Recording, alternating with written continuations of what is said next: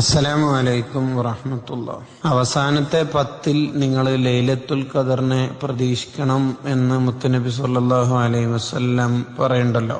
ഒരാൾക്ക് ജീവിതത്തിൽ ലൈലത്തുൽ ഖദർ ലഭിച്ചാൽ ആ ഒറ്റ രാത്രി കൊണ്ട് തന്നെ 83 വർഷവും ചില്ലറ മാസവും ഇബാദത്ത് ചെയ്ത പ്രതിഫല. എന്തൊരു ഭാഗ്യവാനാണ്. ജീവിതത്തിൽ 1-2 ലൈലത്തുൽ ഖദർ ലഭിച്ചാൽ തന്നെ രക്ഷപ്പെട്ടല്ലോ. ലൈലത്തുൽ ഖദറിന്റെ അന്ന് നമ്മൾ എന്ത് ഇബാദത്ത് ചെയ്താലും 83 വർഷം ആ ഇബാദത്ത് ചെയ്ത കൂലി എന്നെല്ലാം പറഞ്ഞാല് എന്തുമാത്രം പ്രതിഫലായി. നമുക്ക് ഇനിയുള്ള നാളുകൾ കൂടുതൽ സജീവമായി ഇബാദത്തിൽ വ്യാപൃതരാവാൻ കഴിയണം. കൂടുതലായിട്ട് ലൈലത്തുൽ ഖദറിൽ നമ്മൾ ചെയ്യേണ്ടത് എന്ന് പണ്ഡിതന്മാര് വിശദീകരിക്കുന്നുണ്ട്. ഒരുപക്ഷെ എല്ലാവർക്കും രാത്രി മുഴുസമയം മഹാന്മാരെ പോലെ സ്വാലിഹീങ്ങളെ പോലെ ഉറക്കൊഴിവാക്കാൻ കഴിഞ്ഞോളന്നില്ല. അപ്പോൾ നമ്മൾ ചെയ്യേണ്ടത് എന്താണ്? ചുരുങ്ങിയ സമയം സജീവമാവുന്നുണ്ടെങ്കിൽ ആ ഒരു ചുരുങ്ങിയ സമയത്തിനുള്ളിൽ എന്തൊക്കെ ചെയ്തു തീർക്കണം എന്നും മഹാന്മാര് പഠിപ്പിക്കുന്നുണ്ട്. രാത്രി മുഴുവനായിട്ട് നമുക്ക് സജീവമാക്കാൻ കഴിയുന്നില്ലെങ്കിൽ ചെയ്യേണ്ട ചില കാര്യങ്ങൾ: ഒന്ന്,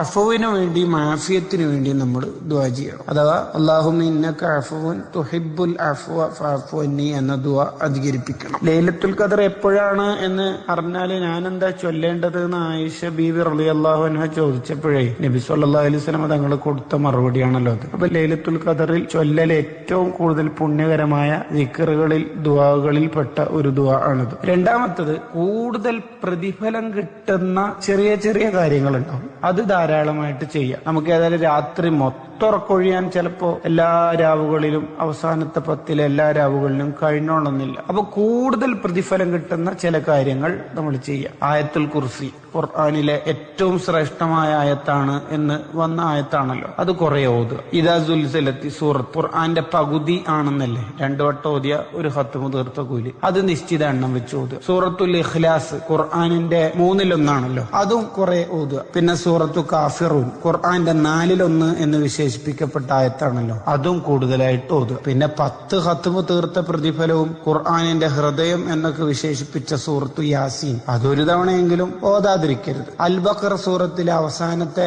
ആയത്തുകൾ ഉണ്ടല്ലോ, നമ്മൾ ഹദ്ദാദിലൊക്കെ ചൊല്ലുന്ന അതും നമ്മൾ ഓതണം. കാരണം തഹജ്ജുദ് നിസ്കാരത്തിന് പകരമായിട്ട് നിൽക്കുന്നതും രാത്രിയിലുള്ള കാവലിനൊക്കെ മതിയാവുന്ന ആയത്തുകളെന്ന് വിശേഷിപ്പിക്കപ്പെട്ട ആയത്തുകളാണല്ലോ. ഹദ്ദാദ് റാത്തീബ് മറക്കില്ല. പതിവായി ഓതുന്ന വാഖയയും മുൽക്കും എന്തായാലും ഒഴിവാക്കില്ലല്ലോ. ഇതുപോലെ ഇസ്തിഗ്ഫാർ, തസ്ബീഹ്, ദിക്റുകൾ, ഹബീബായ മുത്തുനബി സല്ലല്ലാഹു അലൈഹി വസല്ലം തങ്ങളുടെ പേരിലുള്ള സ്വലാത്ത്, ഇതും കൂടുതലായിട്ട് നമുക്ക് കഴിയുന്നത് പോലെ പരമാവധി ചൊല്ലണം. ഇതിന്റെ ഒക്കെ പുറമെ ഏറ്റവും മർമ്മപ്രധാനമായിട്ട് ആലോചിക്കേണ്ടത് ഇശാ, സുബ്ഹ്, മഗ്രിബ് ഈ 3ഉം ജമാഅത്തോടെ നിർവഹിക്കുന്നതിൽ നമുക്ക് ശ്രദ്ധ ഉണ്ടാവണം. ഇത് 3ഉം ജമാഅത്തോടെ നിർവഹിച്ചാൽ തന്നെ നമുക്ക് ഒരുപാട് പ്രതിഫലം ഉണ്ട്. ലൈലത്തുൽ ഖദറിന്റെ ഒരു വലിയ ഭാഗം തന്നെ ലഭിക്കും. തസ്ബീഹ് അധികരിപ്പിക്കാൻ ഒരു തസ്ബീഹ്കാരെങ്കിലും ചുരുങ്ങിയത് നിസ്കരിച്ചാൽ മതിയല്ലോ. അള്ളാഹു തൗഫീഖ് നൽകുമാറാവട്ടെ. രാത്രി മുഴുവൻ ഹയാത്താക്കാൻ കഴിയുന്നില്ലെങ്കിൽ ഇതെങ്കിലും ചെയ്ത് സജീവമാക്കണം എന്നാണ് മഹാനായ ഇമാം സ്വാവി റളിയല്ലാഹു അൻഹു ഒക്കെ അവിടുത്തെ തഫ്സീറിൽ